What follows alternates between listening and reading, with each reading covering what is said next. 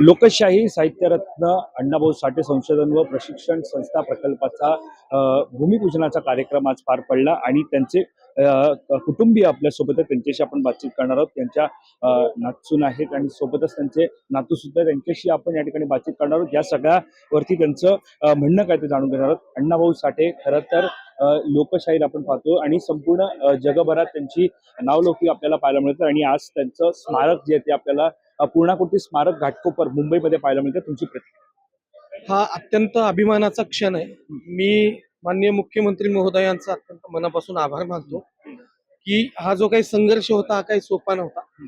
अण्णाभाऊंनी मुंबईमध्ये येऊन ज्या पद्धतीचं इथल्या सर्वसामान्य लोकांचं दुखणं जगाच्या पटलावर आणलं, जे जीवन स्वतः अण्णाभाऊ जगले, त्या जीवनाशी निगडीत लोकांच्या बद्दल अण्णाभाऊंच्या हृदयामध्ये फार मोठं स्थान होतं. आणि म्हणून अण्णाभाऊंच्या साहित्यामध्ये कुठेही तुम्हाला श्रीमंत भांडवलदार दिसणार नाही किंवा त्यांचं कौतुक केलं असं दिसणार नाही. तर अण्णाभाऊंच्या साहित्यामध्ये फक्त आणि फक्त गोरगरीब लढणारा आणि स्वाभिमानानं जगणारा माणूस अण्णाभाऊंच्या साहित्यामध्ये दिसतो. या मुंबईतून जे अण्णाभाऊंनी त्यांच्या लढ्याची, लिखाणाची आणि एकूणच गोरगरिबांच्या उत्थानाची जी चळवळ उभी केली होती, हेच ते ठिकाण आहे. आणि इथंच अण्णाभाऊ राहत होते, इथंच ते लिहित होते, इथूनच त्यांच्या चळवळीची सुरुवात होती. आज या ठिकाणी एवढं भव्य दिव्य आणि व्यापक स्वरूपाचं स्मारक आणि पुतळा या ठिकाणी उभा राहतोय आणि अशा या मोठ्या व्यापक कार्यक्रमाला आज आम्ही उपस्थित राहिलो. आम्हालाही खूप आनंद होतो आणि समाजाचा हा संघर्ष आहे गेल्या 40-50 वर्षापासून.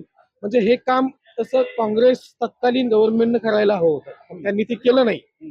म्हणजे अनेकांच्या मागण्या होत्या, मीच नाहीये, आमच्या आधीच्या नेत्यांनी यासाठी फार मोठा संघर्ष केला आणि अनेकांना विनंती केली, तत्कालीन गव्हर्नमेंटला विनंती केली. कोणीही याकडे कसल्याही स्वरूपाची दखल घेतली नाही, नोंद घेतली नाही.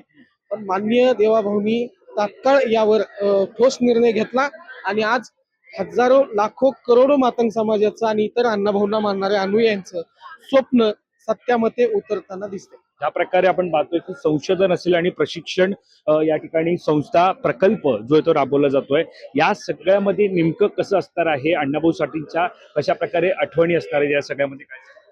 यामध्ये प्रचंड मोठं अण्णाभाऊंचं जे ग्रंथ जे आहेत, साहित्य आहे, त्याच्यासाठी मोठी लायब्ररी असणार आहे. आणि अण्णाभाऊ साठेंच्या नावाने जे संशोधन आणि प्रशिक्षण केंद्र उभं राहिले, त्याचं एक मोठं केंद्र या ठिकाणी उभं राहणार आहे, ज्याच्यामधून मातंग आणि इतर उपेक्षित समूहातल्या स्टुडंट जे विद्यार्थी आहेत त्यांना न्याय देण्याची, त्यांच्या शिक्षणाच्या अनुषंगाने त्यांना सहकार्य करण्याची भूमिका या निमित्तानं घेतली जाणार आहे. आणि म्हणजे वेगवेगळ्या संकल्पना या ठिकाणी राबवलेल्या आहेत. इंटरनॅशनल लेवलचं एक व्यापक स्मारक या निमित्ताने आम्ही जे SRA कडून जो प्रोजेक्ट पाहिला, यामध्ये तो एकदम सुंदर आणि छान लोकांच्या हृदयामध्ये स्थान करणारा हा प्रोजेक्ट. ज्या ठिकाणी स्मारक होतंय त्याच ठिकाणी वस्ती सुद्धा पाहायला मिळणार आहे. नवी वस्ती ज्या ठिकाणी अगोदर राहत होते त्याच ठिकाणी आता पुन्हा एकदा राहतं घर जे आहे मला समजा या ठिकाणी आता स्मारक होत आहे. त्या स्मारक परिसरातच ज्या ठिकाणी नव्या प्रमाणे झोपडपट्टी SRAच्या माध्यमातून नवीन इमारत जी आहे ती बांधली जाणार आहे. याच ठिकाणी तुमचं पुनर्वसन केलं जाणार आहे. काय सांगणार? नाही, ही पण अतिशय महत्वाची बाब आहे की इथल्या सर्व लोकांना सोबत घेतले शासनाने, कुणावरही अन्याय केला नाही. आणि अण्णाभाऊ ज्या मातीमध्ये घडले, ज्या मातीमध्ये वाढले, ज्या मातीमध्ये बसून अण्णाभाऊंनी लिखाणाची भूमिका घेतली, लोकांच्या दुखण्याची भूमिका घेतली, त्याच मातीत हे भव्य दिव्य इमारत उभा राहील. तर आपण पाहतोय या ठिकाणी हे जे होते लोकशाहीर साहित्यरत्न अण्णाभाऊ साठे यांचे कुटुंबीय होते, ज्यांच्याशी आपण या ठिकाणी बातचीत केली आणि त्यांनी जे या कार्यक्रमाला उपस्थिती जे दर्शवली होती आणि ज्या प्रकारे आता या ठिकाणी स्मारक होतंय ते निश्चितच त्या ठिकाणी स्वागत आहे असं सुद्धा त्यांनी आपल्याशी बातचीत करताना म्हटलं. कॅमेरा पर्सन अवधेश कोरीसह वैभव पाटील, मुंबई.